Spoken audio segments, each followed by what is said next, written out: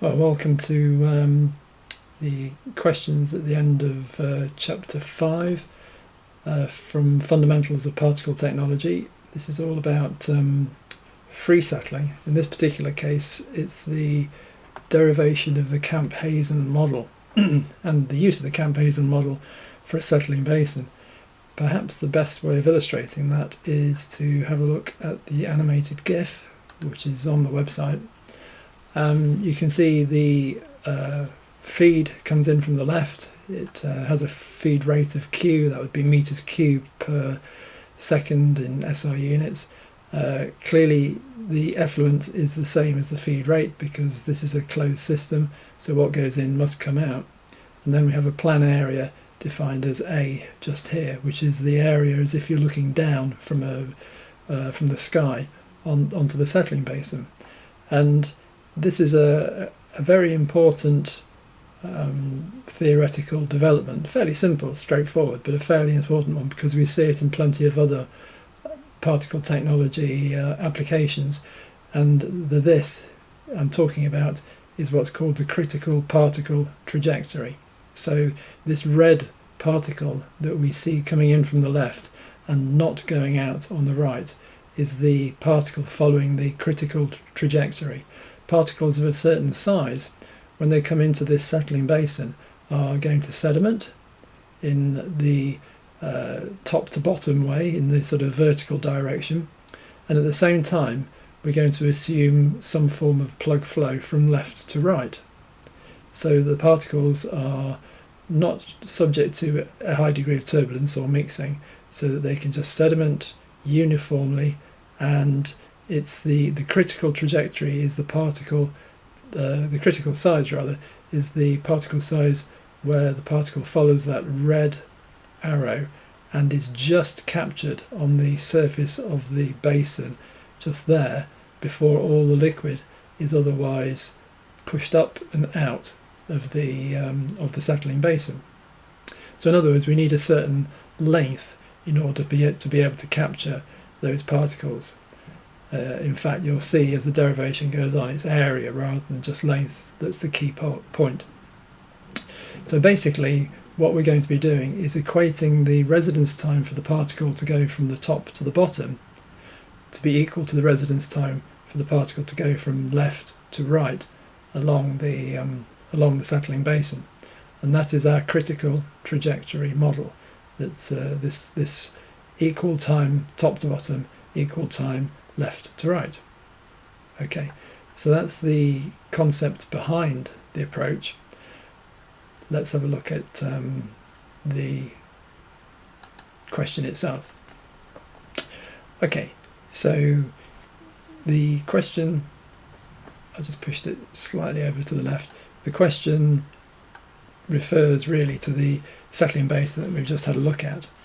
And in that settling basin we had material coming in. Whoops, I need to change the pen. We had material coming in at the top, and we had material going out on the right, and we had a height h. And this was our critical trajectory, just taking to the bottom there. I mean, clearly, sooner or later, the particles will need removing from this settling basin. There'll be in practice, there'll be a scraper that comes backwards and forwards to remove the particles into a trough at the bottom. But we don't have to worry about that. Somebody else will be removing the particles. So the question asks, what will be the trajectory of the particles? The trajectory of the particles, the same size as the critical particle size, but starting their descent less than h. Well, okay, so if they start here, what will they do? They'll follow exactly the same trajectory, in other words, parallel, only they'll hit the basin just there. These particles will hit the basin just here. These particles will hit the basin just there. They're all parallel. Reason why? Because their trajectory is proportional to the terminal settling velocity. So this all depends on the terminal settling velocity. If that is 0, of course we get no particle settling. If it's very high, then of course we get lots of settling. So that's what the first question is asking. Okay, so if we go on to the second part, clearly the second part is designed to actually calculate the settling velocity ut for a certain size particle, and that size particle is actually 50 microns in size, and you can see we're given the solid and liquid densities and the viscosity of the fluid, and of course the most well-known equation is the Stokes law for settling, which is always the go-to equation, but we will need to check the particle Reynolds number to ensure that we're okay using it. You can see that's coming up on the next question. So we have the particle size squared, the density difference between the solid and the fluid, g, the acceleration due to gravity, all over 18 times by the viscosity. Okay, so it's a 50 micron particle, so we know that will be 25 times 10 to the 10, because it's 50 times 10 to the minus 6, which will square to 25 times 10 to the 10 in meters terms. Then we have the density difference, which is 2,900 minus 1,000, so obviously that's 1,900.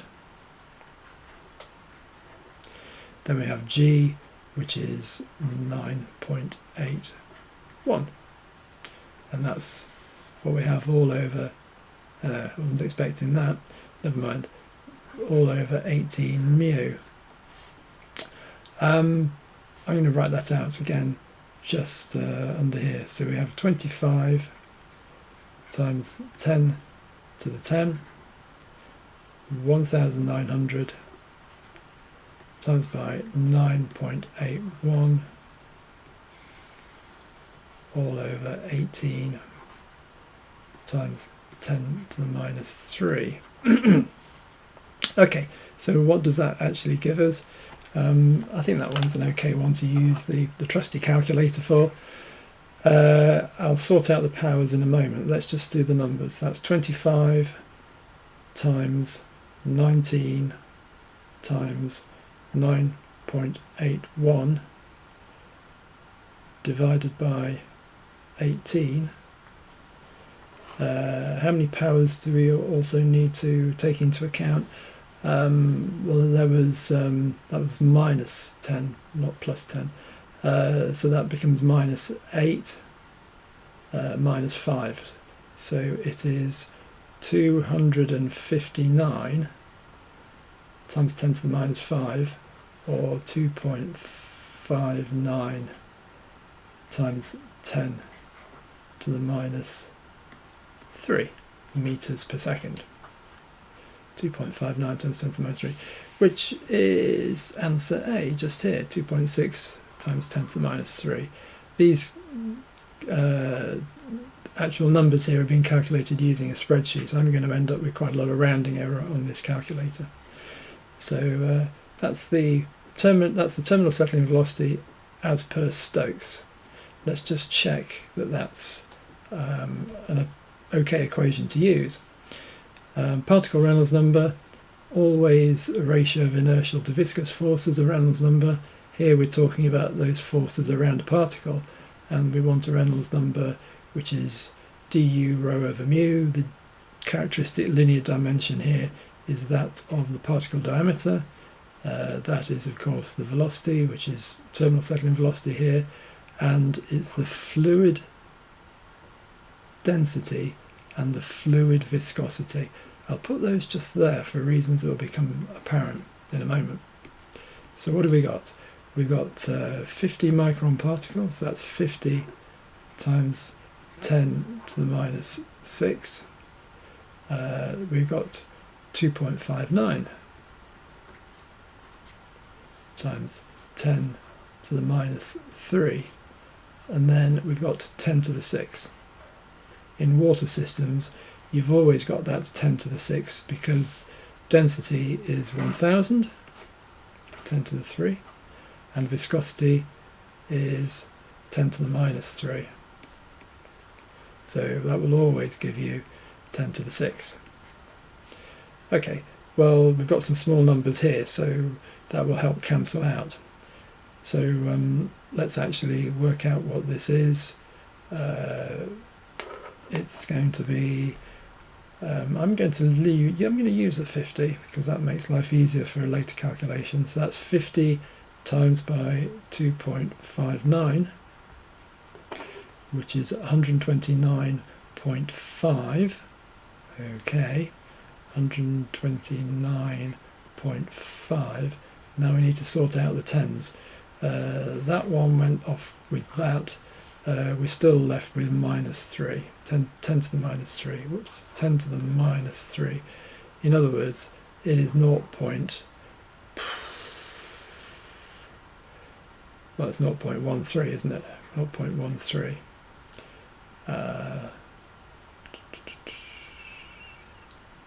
Well, 0.129. I think that's obviously what we've got here in answer C. Is that small enough for Stokes' law to be valid? Yes, it is. Stokes' law is valid because the Reynolds number, particle Reynolds number, we normally use a prime for that, is less than 0.2. So that's okay. We can use Stokes' equation, which is good news because it's far simpler than the alternatives. Okay, so we're happy about the 2.59 or 2.6 times 10 to the -3 settling velocity. Okay, now an expression for the critical particle residence time vertically. So here is our basin again, and here is height of the basin, and the velocity ut will be equal to h, the height, divided by the vertical residence time, height over time. Okay, so that simply rearranges to residence time vertically is equal to height over ut, height over ut, which is that equation, although we've lost the t subscript. Okay, now what about horizontally? I need to be a bit careful how far I move these. That'll probably do. Okay, we need to consider the basin a little bit fuller, longer now. And we have Q, the volume flow rate coming in, meters cubed per second, meters cubed per second. We still have a height h, we have a length of the basin L, and we have W representing the width of the basin. So it's how far in and out of the board that goes. It's a continuity argument. Q is equal to the volume of the basin, which will be height times width times by length, all over the residence time, because we're assuming plug flow from left to right, and that's TH for residence time horizontally. So this was TV for residence time vertically. This is TH for residence time horizontally. So TH is equal to HWL over Q. Just some straightforward rearranging. Now, okay, according to our model then, the residence time vertically is equal to the residence time horizontally. So in other words, H over UT is equal to HWL over Q. Of course the H's cancel out on both sides, and that gives us an expression for just W and L. So W and L is equal to Q over UT. Okay, what are the units then of Q over UT? Well, this is meters cubed per second, and of course UT is meters per second, but it's divided by. So in other words, we're going to end up with just simply meters squared, and that's dimensionally consistent because length and width are also measured in meters. So we have a consistent set of units, which is just as well, otherwise the equation wouldn't be valid. And the expression in SI units, which happen to be meters squared, is simply equal to Q over UT, which is the answer B. Okay then. So, what have we got? What is LW and what does it represent? It's the plan area. If we go back to the diagram just here, it's this plan area here. It's the width, how far the basin goes in and out of the board there, times by the length. The height actually doesn't come into it. The height is not relevant. It's just the width and the length, which is the plan area. And that's what we're talking about designing the settling tank for.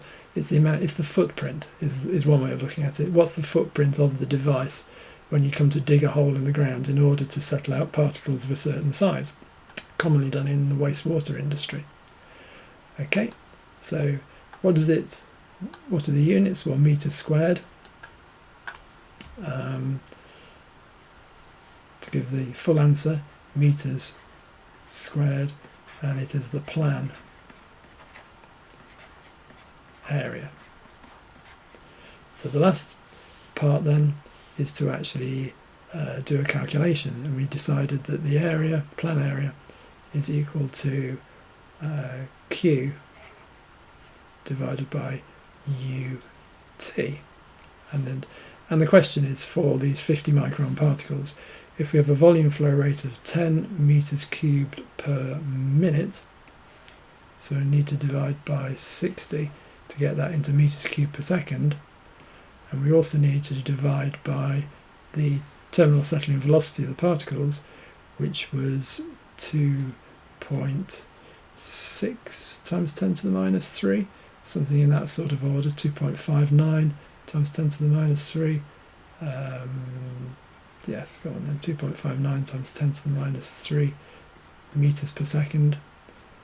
Then, again, using the trusty calculator, that is 1 divided by 6, all divided by 2.59.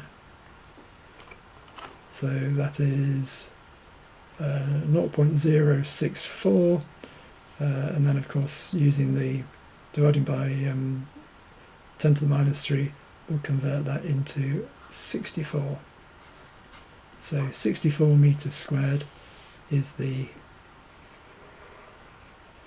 desired plan area of the settling tank in order to treat this particular volume flow rate and to remove all the particles that are 50 microns and greater, because the larger particles will settle even faster.